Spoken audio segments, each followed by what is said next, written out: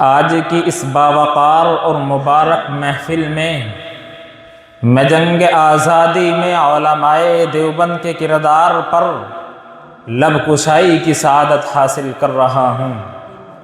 حضرات، میں حیرانیت کے سمندر میں سرگردہ ہوں کہ اس مختصر سے وقت میں علماء دیوبند کی پیش کردہ قربانیوں کو کیسے بیاں کروں، علماء دیوبند کی کن کن خصوصیات کو نظر انداز کرتا چلوں اور کن کن خوبیوں کا تذکرہ کروں۔ خدا را اگر تم سے ہو سکے تو جاؤ 1857 کی جنگ آزادی میں علماء دیوبند کی تاریخ کا مطالعہ کر لو۔ یہ 1857 کی جنگ آزادی تمہیں بتلائے گی کہ علماء دیوبند نے حصول آزادی کی خاطر اپنا مال اور اپنی جان کو پیش کر دیا۔ انگریز حکومت نے علماء دیوبند کو اس ہندوستان سے مٹانے کے لیے ان کو سولیوں پر لٹکا کر گولیوں کا نشانہ بنایا۔ لوگ انگریز حکومت کے سامنے سر جھکانے پر مجبور ہو گئے۔ مسجد جانا ان کے لیے محال ہو چکا تھا، نماز ادا کرنا ان کے لیے محال ہو چکا تھا۔ ایسا محسوس ہو رہا تھا کہ اب ان کا دین باقی نہیں رہے گا، ان کی شریعت باقی نہیں رہے گی۔ دنیا میں مسلمانوں کی بقا کے تمام امکانات ختم ہو چکے تھے۔ کوئی بھی ہوا کا تیز جھونکا ان کو ہمیشہ کے لیے گل کر سکتا تھا، مگر اس سرزمین سے مسلمانوں کو صفحۂ ہستی سے مٹانا قدرت کو منظور نہیں تھا۔ اس لیے مسلمان قوم آگ و خون کے دریا سے پار ہو کر اپنے وجود کو باقی رکھ سکا۔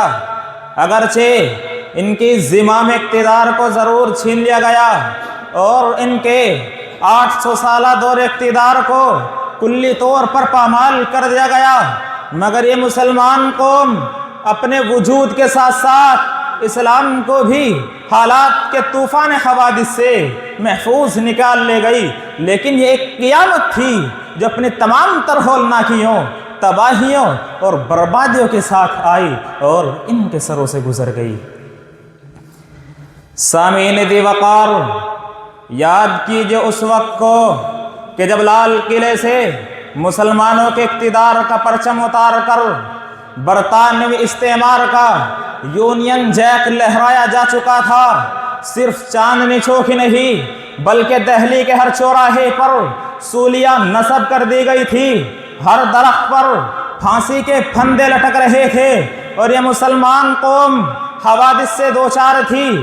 کبھی حوادث کی آندھی اس زور سے چلتی جیسے کاغذ کے ٹکڑوں کی طرح فضا میں اڑا لے جائے گی، اور یہ مسلمان قوم اپنے خام مکانوں میں لرزتی کانپتی چھتوں پر بیٹھے اپنی زندگی کے لمحات شمار کر رہے تھے۔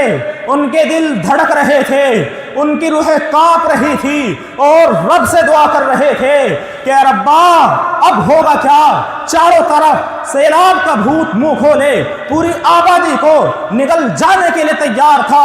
حالات کا شکنجہ کسا جا رہا تھا، پوری قوت سے مسلمانوں کو دبوچ رہا تھا، نسخ جہاد کے نعرے بلند ہو رہے تھے، انسانیت العطش العطش کی صدائیں لگا رہی تھی، مگر اس کی کوئی پیاس بجھانے کے لیے تیار نہیں تھا۔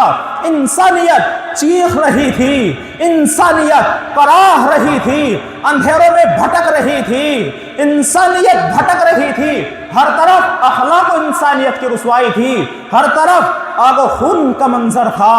مسیحا بھی خود بیمار تھا، جو اجالے کا نگہبان تھا وہ بھی اندھیروں کا ہم سفر بن گیا تھا۔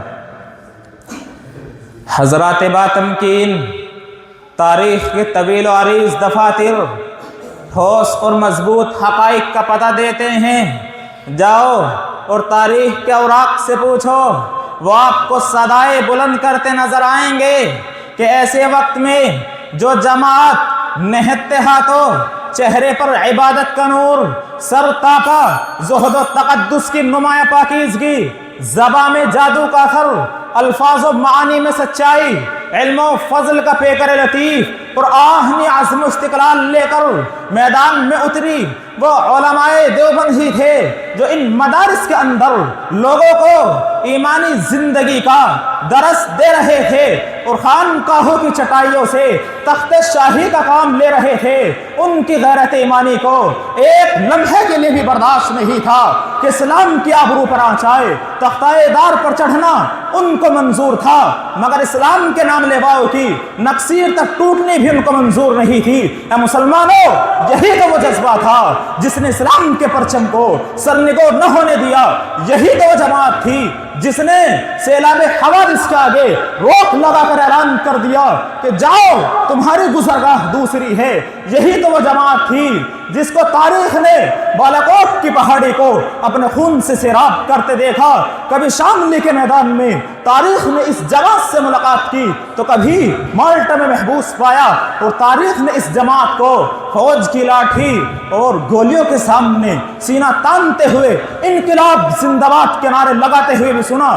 چونکہ انقلاب کی فطرت خونریز خواہشام واقع ہوتی ہے، اس لیے ہندوستان آزاد، انقلاب زندہ باد، برطانوی سامراج برباد کے ساتھ ساتھ ہندو مسلم بھائی بھائی کا نعرہ لگاتے بھی تاریخ نے سنا۔ لیکن میرے دوستو، آج یوں دکھاتا ہے ہم کو نظر باغباں جیسے گلشن پہ کچھ حق ہمارا نہیں۔ میں ان چند باتوں پر اپنی تقریر کو ختم کرتا ہوں۔ وما علینا الا البلاغ۔